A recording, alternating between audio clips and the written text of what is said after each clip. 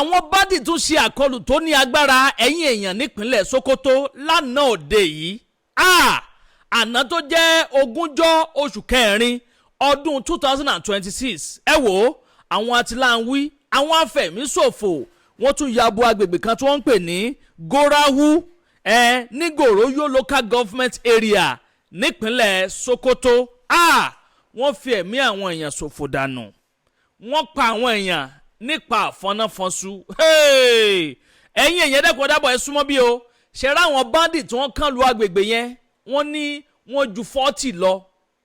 Wọ́n ju 40 lọ. Àwọn terrorists tí wọ́n ya bo agbègbè yẹn tí wọ́n ṣe ọṣẹ́ tí wọ́n fẹ̀mí àwọn èèyàn tí wọ́n fi ṣòfò dànù lánàá òde yìí. Ẹ wò wọ́n láwọn tó kú lójú ẹsẹ̀ àwọn 10 gbáko báyìí ni wọ́n fò sánlẹ̀ tí wọ́n kú látàrí àkọlù ńlá bí ìró ìbọn bí ṣe ń ro kólákólá tí ń dún kùsẹ́kùsẹ́ tí ń wọlé sáwọn èèyàn lára. Èèyàn 10 ọ̀tọ̀ọ̀tọ̀ ló kọ́kọ́ gbẹ̀mí mì lójú ẹsẹ̀. Bẹ́ẹ̀ ni wọ́n sọ pé àwọn 12 wọ́n farapa yánnayànna. Ṣé wọ́n ráwọn 12 tí wọ́n farapa yìí wọ́n ti gbé ogun lọ sí hospital. Wọ́n ní àmọ́ ọ̀pọ̀lọpọ̀ nù wọn ẹsẹ̀ kan ayé ẹsẹ̀ kan ọ̀run ni wọ́n wà.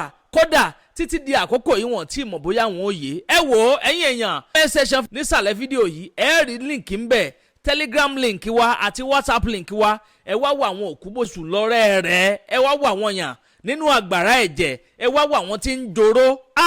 Eléyìí gbẹnu tán ó lékenkà. Bẹ́ẹ̀ náà ló pakasọ. Ẹ̀yin ìjọba orílẹ̀-èdè Nàìjíríà eléyìí kù díẹ̀ káàtó.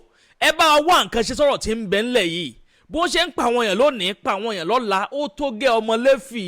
Ṣé bá ṣe máa bá lọ rèé ẹ̀yin èèyàn lórílẹ̀-èdè Nàìjíríà? Ẹ máa bá ń comment kẹ́ máa like kẹ́sì máa bá mi pín fọ́nrán yìí káàkiri lógúnlógún lọ́gbọ̀nlọ́gbọ̀n. Yàtọ̀ sí pé wọ́n pa èèyàn 10 pé àwọn 12 farapa yánnayànna àwọn 17 mẹ́tàdínlógún àwọn èèyàn ni wọ́n tún gbé wọnú igbó lọ. Wọ́n jí wọn gbé tí wọ́n tún gbé wọnú igbó lọ.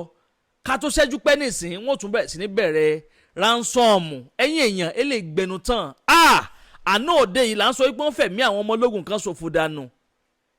Ẹ tún wá wílé tó tún ṣẹlẹ̀ báyìí mọ́júmọ́ àárọ̀ yìí nítorí Ọlọ́run. Ó tún wá di lemọ́lemọ́. Ẹ wò àwọn èèyàn túyáyá wọ́n túyáyà jáde o nípínlẹ̀ Plateau. Mi rò bóyá ẹ̀yin ti rí fọ́nrán yẹn. Ẹ̀yin tẹ̀ tí rí fọ́nrán yẹn lẹ́ ń wò sálẹ̀ yìí. Wọ́n túyáyà jáde wọ́n lọ sí military base tí ń bẹ ń Plateau wípé ẹ̀yin sójà ẹ kúrò lágbègbè wa àfẹ́ rí yín mọ́. Pé kí ni àǹfààní pé kàn tí ẹ wà láàrin wa gan. Ojoojúmọ́ làwọn afẹ̀míṣòfò ń sọsẹ́ ni wọ́n ń fẹ̀mí àwọn ṣòfò dànù. Wọ́n da gbogbo nǹkan rú gbogbo checking point wọn gbogbo àwọn ìyẹ̀pẹ̀ tí wọ́n tò sójú títì wọ́n da gbogbo ẹ̀nù pátápátá. Wọ́n lé àwọn ọmọ ológun wọ́n lé wọn tèfètèfè. Wọ́n ṣe ìwọ́de ìfẹ̀hónúhàn tó ní agbára gidi gan ni pé àwọn ọmọ ológun yìí gan pé ejò wọn fẹ́ lọ́wọ́ nú pé kí wọ́n kúrò lágbègbè àwọn òwúlẹ̀ fẹ́ rí wọn mọ́. Kí ni àǹfààní wọn ládùúgbò àwọn táwọn bá sì ń sọsẹ́ lójoojúmọ́ tí wọ́n fẹ̀mí àwọn ṣòfò dànù. Ẹ̀yin èèyàn fọ́nrán yẹn lẹ́ ń wò ń sàlẹ̀ yẹn. Wọ́n lé àwọn ọmọ ológun tèfètèfè kúrò lẹ́ environment wọn pa àwọn ò fẹ́ gbòòrò wọn mọ́ nípínlẹ̀ Plateau. Ojoojúmọ́ ni wọ́n ń sọsẹ́ nípínlẹ̀ Plateau. Kí wá láǹfààní àwọn ọmọ ológun bẹ láàrin wọn. Ẹ wò ilé ìgbẹnu tán ó lékenkà bẹ́ẹ̀ náà ló pakasọ lóní bẹ́lẹ̀ ń jó mo mélé wa mo kàn ní sáré fi tó yín létí ní gẹ́gẹ́ bí ìlérí ta ṣe fún yín pé àníjẹ́ kójú yín fọ́ bẹ́ẹ̀ náà láti jẹ́ kétí yín di sí gbogbo òṣèlè tí bá ń ṣẹlẹ̀ káàkiri ilẹ̀ wa pàápàá jùlọ nílẹ̀ Yorùbá tiwa ń bì. Àdàbà ọ̀nà ni à ń sùngbẹ́ iná ń jó ẹ̀yẹlé gbéra ńlẹ̀ àdàbà a tún ti fòfẹ̀rẹ̀ awọ̀lú sọ̀lúdẹ̀rọ̀ pẹ̀sẹ̀. Agbe ní gbére pàdé olókun àdùkò ní gbére pàdé ọlọ́sà òdìdẹrẹ́ ní gbére pàdé wọn lóde ìwò fún ìwọ ọmọkùnrin tí nǹkan rẹ̀ ò ṣe déédéé. Ìwọ ọmọkùnrin tí ṣàyàwó rẹ̀ ó ṣẹ̀ṣẹ̀ mọ gbọ́ jìgìjìgì lára lójú lọ mú kára rẹ̀ ó tó le. Ìwọ ọmọkùnrin tó ń retí ọmọ bíbí. Ìwọ ọmọkùnrin tó fẹ́ ṣe nǹkan tó dáa láyé pẹ̀lú aya rẹ̀ tí ìfàyàlòyà tí ó fi di nǹkan tó dáa. Ìwọ tásítọ̀ rẹ̀ ń sàn tí ò kí tó láti dọmọ. Ìwọ ọkùnrin tára rẹ̀ ò le. Ìwọ ọkùnrin ṣẹ̀ẹ̀kan dìde. Ìwọ ọkùnrin tátàn rẹ̀ ò dúró déédéé. Ìwọ ọkùnrin tó ń retí ọmọ. Ìwọ ọkùnrin tó ṣẹ̀ṣẹ̀ ṣègbéyàwó.